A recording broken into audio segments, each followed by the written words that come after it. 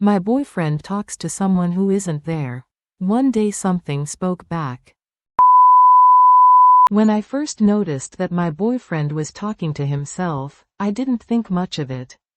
Even I do it sometimes. I think most people do. He would do it so quietly I can't even say for how long it had been going on. Maybe he had always done it. His lips moved rapidly, and his voice was barely a whisper, so for a while I thought he might be quietly humming.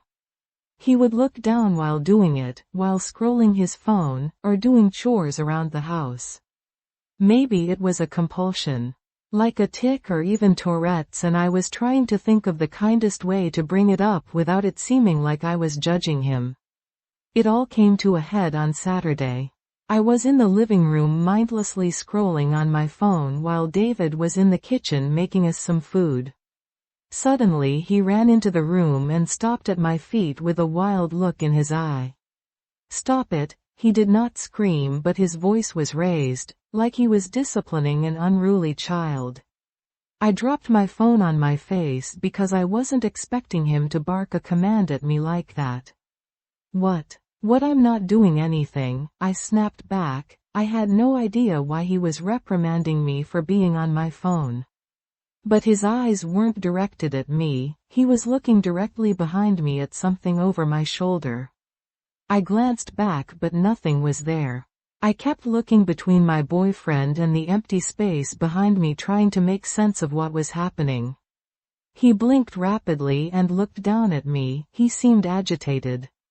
"I'm sorry," he shook his head and rubbed his temples. "I thought I saw something behind you," he answered slowly, still shaking his head. I sat up and snapped at him. "And what was it? There's nothing there? You scared me running in here like that," I admonished him. He kept shaking his head and backed away into the kitchen. I went back to scrolling on my phone. But I kept shooting glances at David and back behind me. It had spooked me. For the rest of the morning his whole mood seemed off. He was jumpy and he kept fidgeting with his hands, something he only does when he's upset. As noon rolled around, I suggested getting out of the apartment and getting lunch somewhere. David quickly agreed. Getting out of the house did us both good.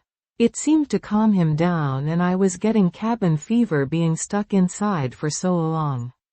Walking back to the apartment we were holding hands, and I was leaning into him. "So, are you okay? You seemed so jumpy this morning. Do you think you saw a shadow or something?" I asked, trying to keep everything light.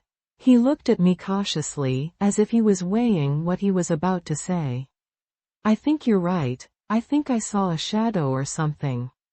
Or maybe I was still dreaming." He smiled, but the smile did not reach his eyes. I decided to drop it.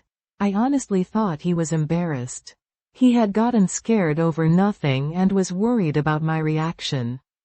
That night I woke up to the sound of David talking. He was whispering, but the gentle drone of his voice had woken me up. I lay there listening. I had no intention of getting up or saying anything to him while I was still half awake. Once he stopped mumbling to himself, I would go back to sleep. During the day I could never make out what he was saying, but tonight I could hear him clearly even though it was just above a whisper. "I'm not going to do that to her. And you're not allowed to touch her either. You promised me. You promised me that this time would be different." His whispers were harsh and insistent. I almost said something. At this point I thought he might not even be awake, maybe he was talking in his sleep. That's when I heard a voice answering him. It was distinct and separate. My heart started pounding even as I tried to rationalize what I was hearing. This new voice, lower and softer than David's, wasn't like anything I had heard before. I couldn't make out the words, just the tone of it as it spoke. I couldn't tell if it was male or female. But it sounded angry. David shifted in the bed and reached over to touch my back.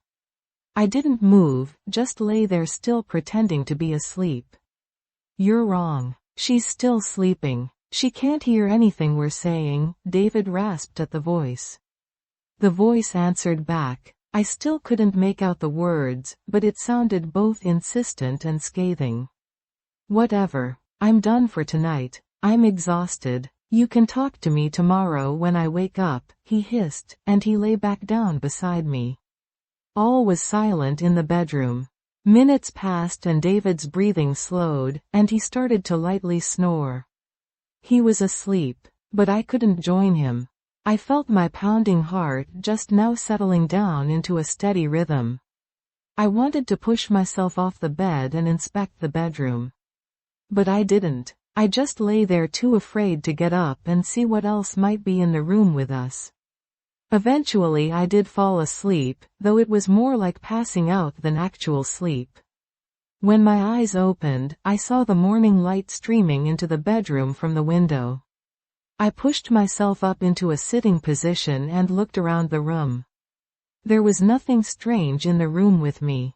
Just a pile of dirty laundry that was begging to be done. I rubbed my eyes, feeling a headache starting behind them. In the light of day, I could convince myself that I had just dreamed everything or hallucinated. Just then David popped his head into the room and gave me a huge smile. "You slept in super late. Are you just that tired?" he asked, walking into the room and sitting down next to me. He had a cup of coffee in his hand and passed it to me. I took it gently and sipped. The warmth from the liquid was lifting my spirits. I didn't sleep well last night. I think I was having a nightmare, I explained, sipping at the coffee. David furrowed his brow and rubbed my back. "Poor thing. You never have nightmares. Do you want to tell me what it was about?" he asked, still rubbing my back. I shrugged and kept sipping my coffee, wondering if I should confront him about last night or play it off as some kind of waking nightmare. No, it's fading now. I can't even remember what it was about. I stood up as I spoke.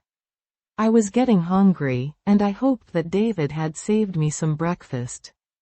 He hadn't, but that's just because he hadn't made anything yet. He had been waiting for me to wake up before he started on making something. I volunteered to make us some food. Mostly because I was craving waffles and David sucks at making them. I started searching through the cabinets and fridge for what I needed.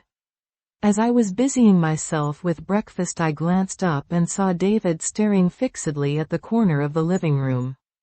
His lips were moving rapidly, and I knew that he was talking to himself again.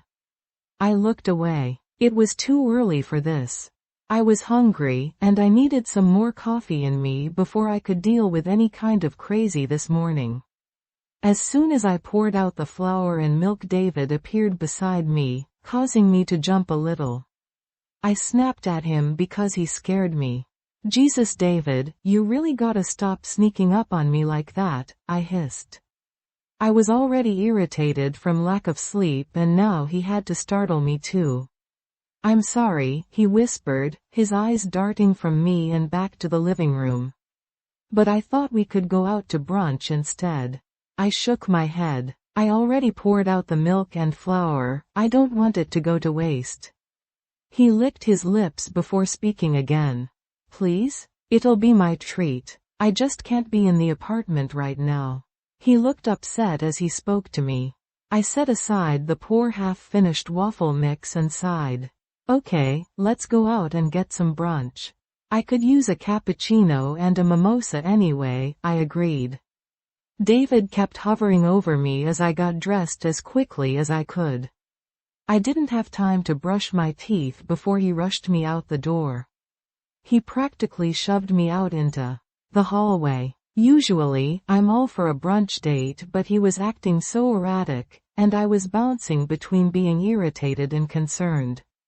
As we sat and ate our breakfast, I decided I needed to bring everything up. Something was worrying him, and the more I thought about the last night, the more this pit of worry was forming in my stomach. I think I just wanted him to tell me that everything was all right. That I had dreamed everything, and this was something normal. I was blowing out of proportion. "Last night I woke for a little while. I thought I heard you talking to someone."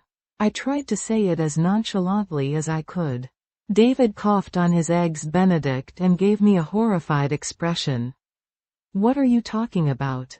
I wasn't talking to anyone last night. He looked at me wide-eyed. He was a terrible liar. Babe, it's okay. If you were dreaming, or if you have some kind of tic or Tourette's, it's okay. I'm not here judging you. I'm just telling you that I've noticed. And I think I was dreaming through part of it anyway, 'cause I thought I heard something answering you back. I reached out trying to hold his hand, but he snatched it away. You had a nightmare last night. I wasn't talking last night. I was asleep the whole time. He was sweating as he spoke, and his eyes were darting around like he was looking for someone.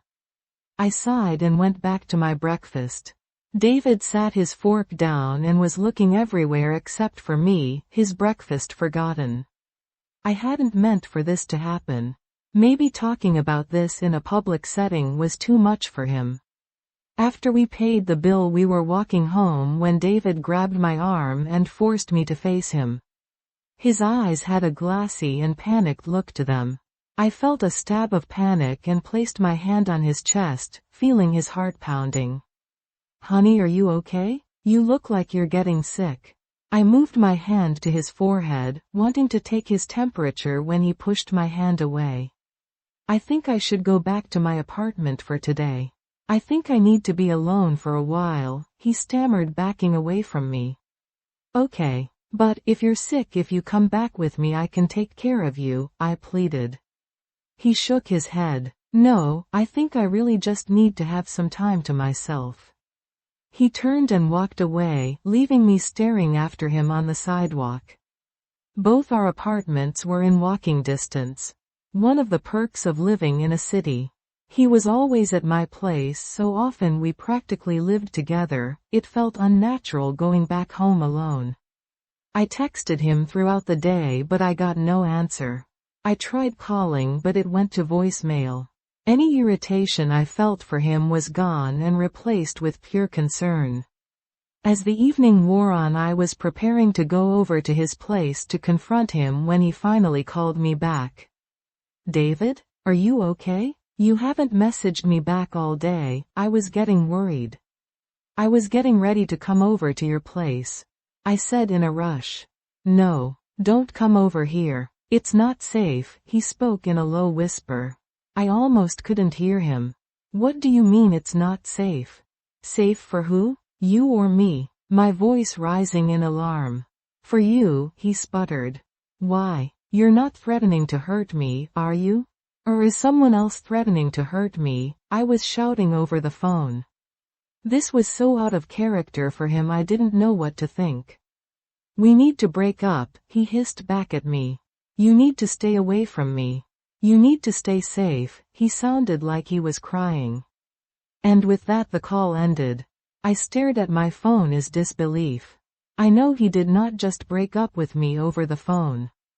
I called back. Then again and again, straight to voicemail. I sent text messages and messages on WhatsApp but got no reply. I spent the rest of the evening crying and only fell asleep after I took a sleeping pill just because I knew I needed the rest. Every message I sent to David was ignored. After a few days, I stopped trying.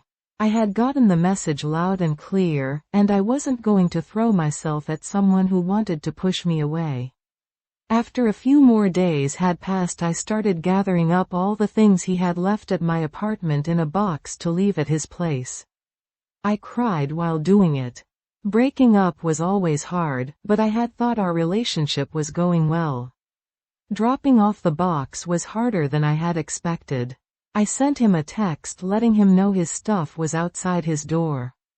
At this point I was certain I was blocked, but in case he wasn't, I wanted to give him a heads up. I lingered outside his door for several minutes. Part of me wanted to knock and see if he was home. Finally, I just turned and walked away. If he wanted to talk to me, he knew where I lived. And he had my number. Come to think of it, I still needed to get my apartment key back from him. That night I was laying on my couch half watching a movie while I scrolled through my phone. I was deleting all the pictures of me and David. "Hello there, Amber," a soft voice purred from somewhere behind me. I gasped and leapt off the couch, clutching my phone to my chest. It sounded like someone was right beside my ear. But there was nothing. My eyes darted to the TV screen. Maybe I had heard it from there? But no one in the movie I was watching was named Amber. My heart was pounding as I tried to rationalize what I had heard. Immediately I thought of David, and his weird tic, and the voice I had heard that night. I ended up staying awake most of the night. I was scared. I didn't want to be. What I was feeling was irrational, but that didn't mean it wasn't happening. I got up to leave the apartment, but I ended up just sitting back down again. Where was I going to go? It was the middle of the night, and besides a few all-night diners, everything was closed. I didn't relish the thought of sitting on an uncomfortable bar stool sipping coffee waiting till morning. Staying home seemed like the best option. I even thought about messaging David, but I stopped myself. He wasn't going to answer me anyway. I stay on that couch till the first rays of light started to peek through the blinds. I smiled. The sunshine calmed my nerves and I felt myself finally relaxing and drifting off to an exhausted sleep. As I closed my eyes and curled into the warmth of the sofa, I felt a hand gently pressing onto my back, the hint of claws digging through the fabric of my shirt. "Don't go to sleep yet, Amber, we have so much to talk about," the voice whispered.